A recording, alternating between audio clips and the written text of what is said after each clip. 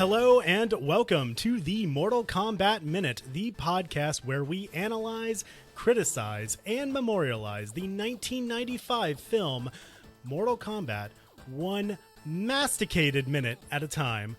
I'm Phil Casper from philcasper.net. I'm Spanish from GameFixShow.com.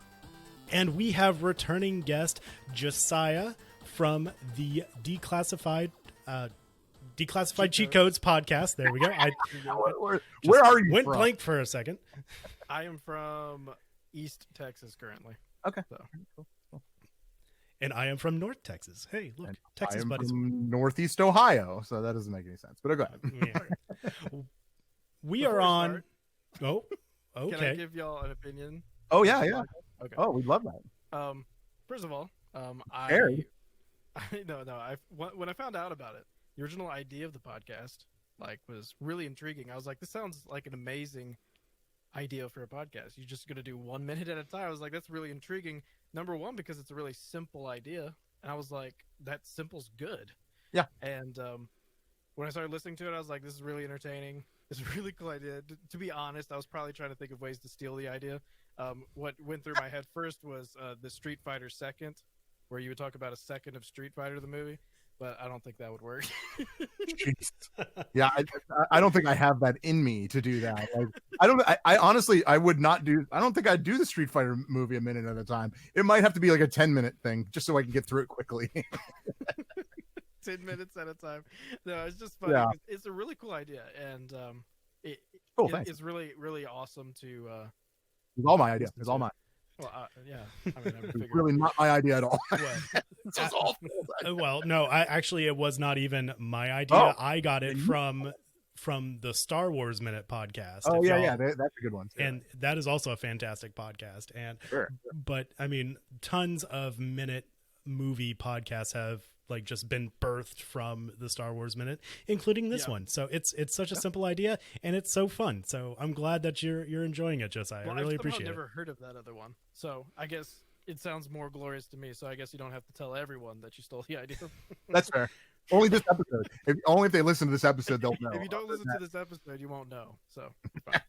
Just skip over this one. Anyway, Yeah. Okay. So let's get into this minute. The last. The last minute that we left off, it was Kano talking about Shang Tsung. He's talking about his crummy looking boat, and then the last line where he was cut off was, "Anyway, guy gives me what?" And then the minute starts out with Kano saying, "The creeps," and then he kind of mocks him by saying, "Treasure these moments," which I do enjoy. What do you got? Go ahead.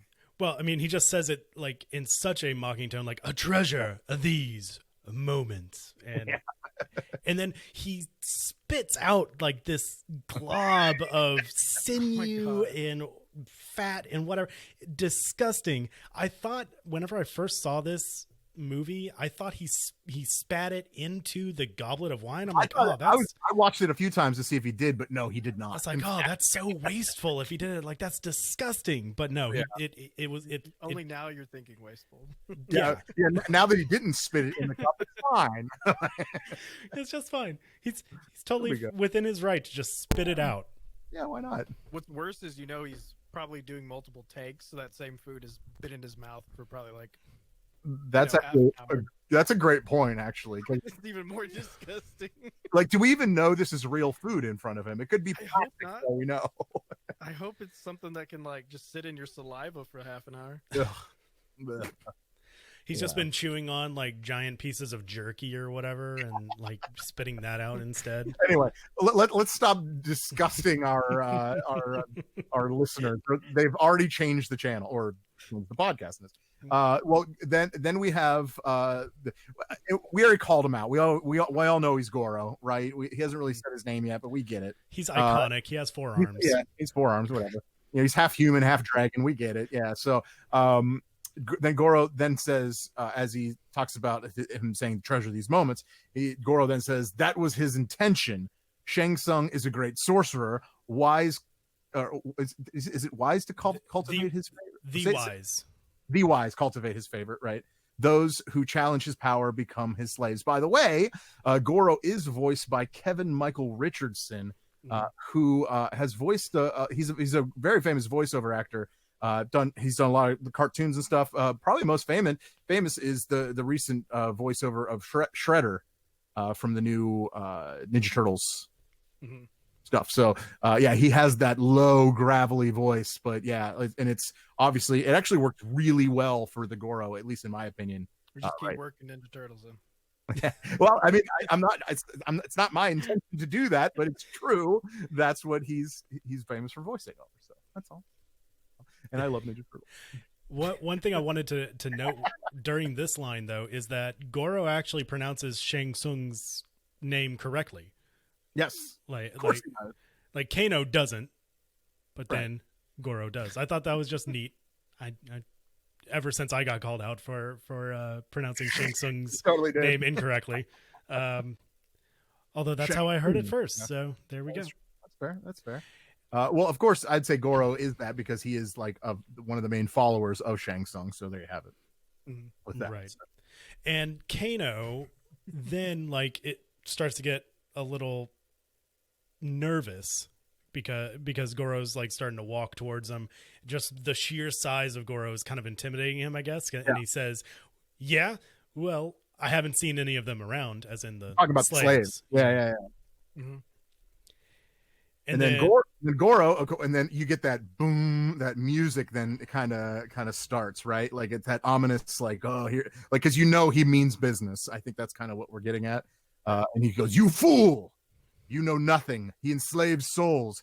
He learned the black arts from the emperor himself," which is obviously Shao Kahn, which is never mentioned in the movie. But yeah, anyway. Yeah.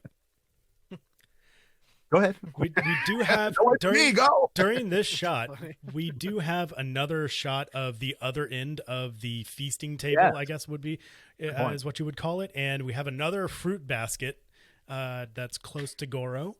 That's filled with grapes. It looks like maybe a peach of some sort, and then also potentially I think maybe it's a papaya or something. I don't know.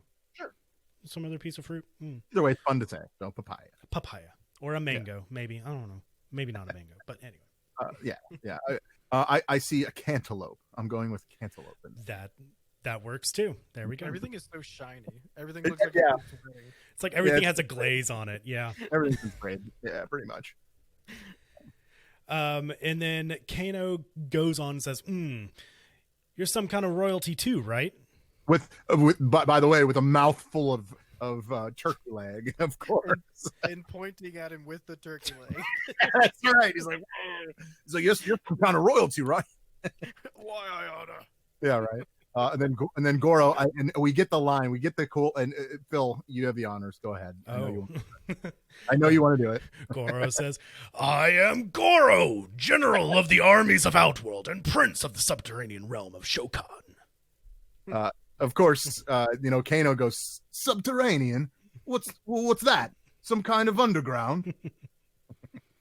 Then Goro says, "Yes, something like that." Yeah. So that's the end of the minute. But yeah, let's go back to when Goro actually stood up, and you got to see the full front of the forearms. It is a puppet. If you don't know this, if you don't know as far as the actual history or like how the movie was made, Goro is not really it's not anybody in a costume, right? Like it's somebody. It's a puppet, or at least the head, right?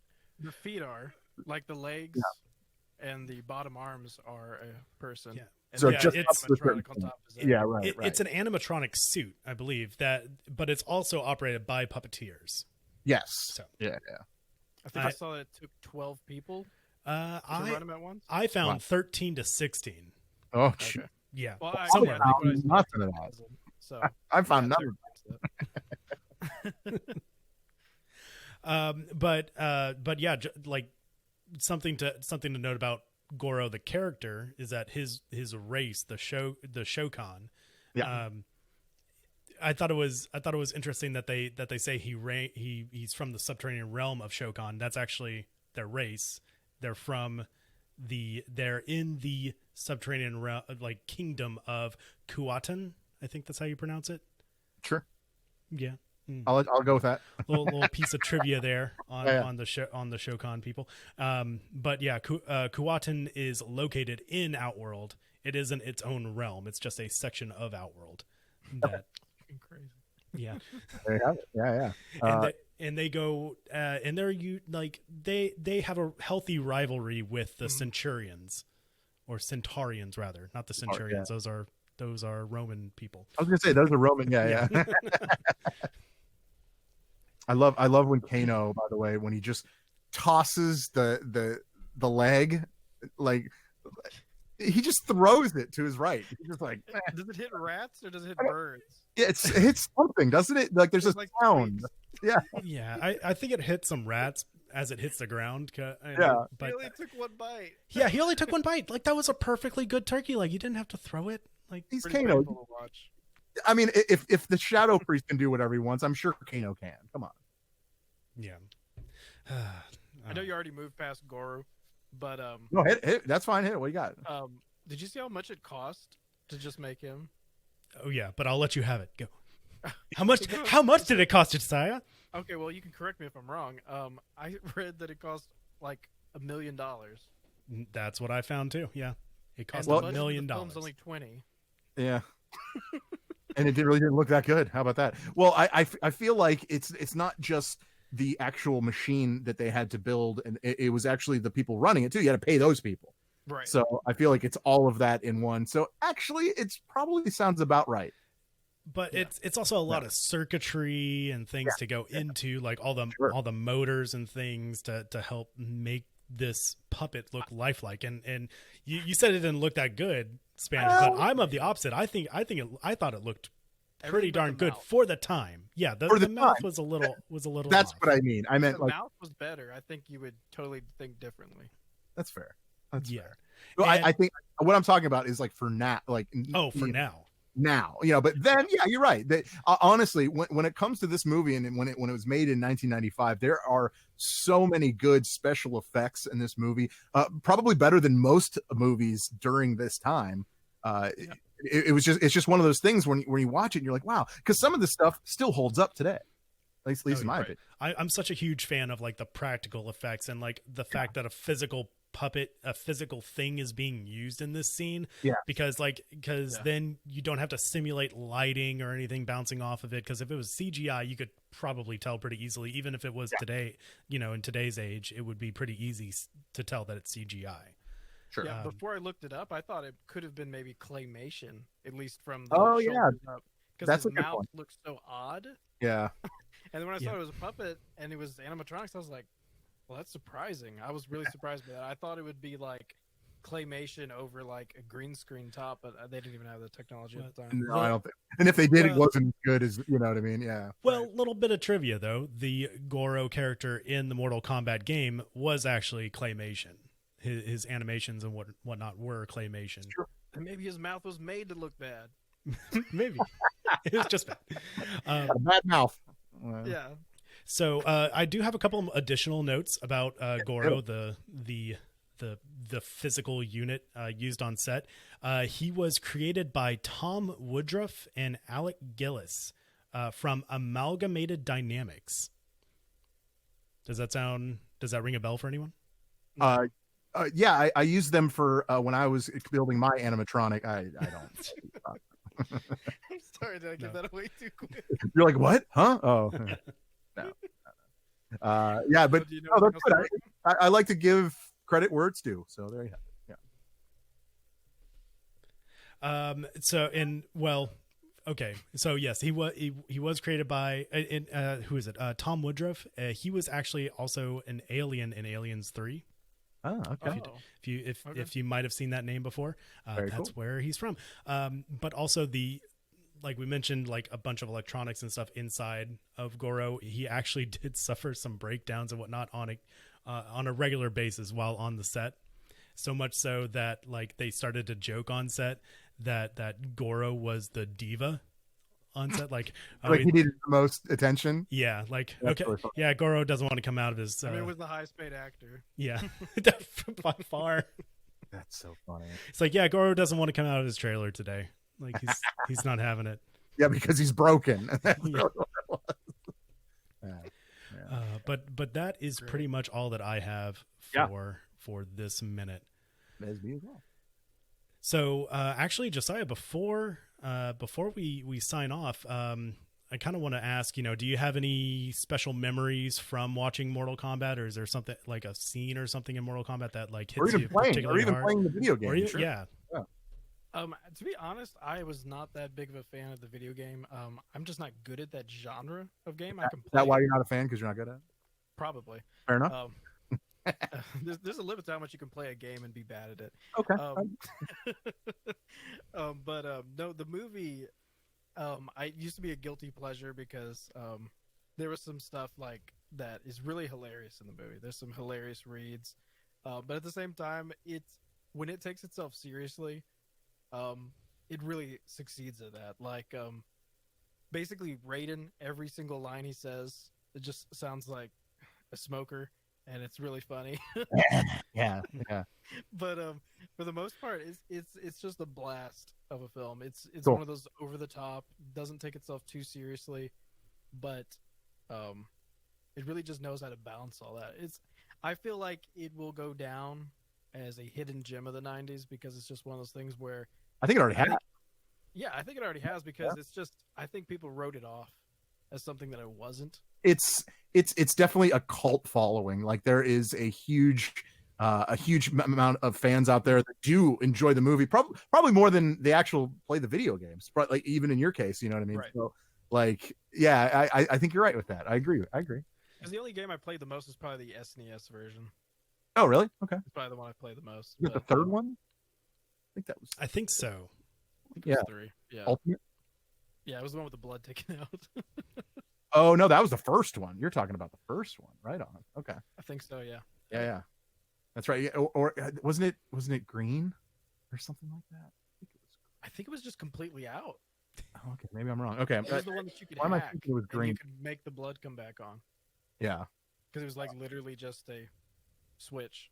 Well, Sega had a code, and it was Abacab. Was actually, Right. so, Yeah, but the Super Nintendo didn't even have that option. You couldn't even do it. okay, that's what it was. Yeah. Yeah. Well, there you have it. Well, I didn't know. Well, That that's all. I have for the whole lawsuit. Oh yeah. Well, I mean, thanks so much for joining us, Josiah.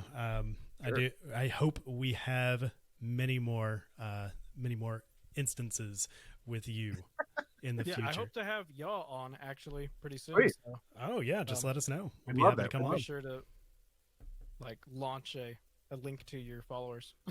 Sweet. Once Awesome. I have y'all guys on. But yeah, y'all can go follow the podcast that I co-host at on Twitter. It's Declassified P. You can just go to Declassified Cheatcodes podcast.com or declassifiedcheatcodes.com. Either one will take you there. Yeah, that's about it. Cool, man. Well, thanks, man. Thank you for joining us. Yeah, thanks for so having me much. on. And thank you, listeners, for joining us as well.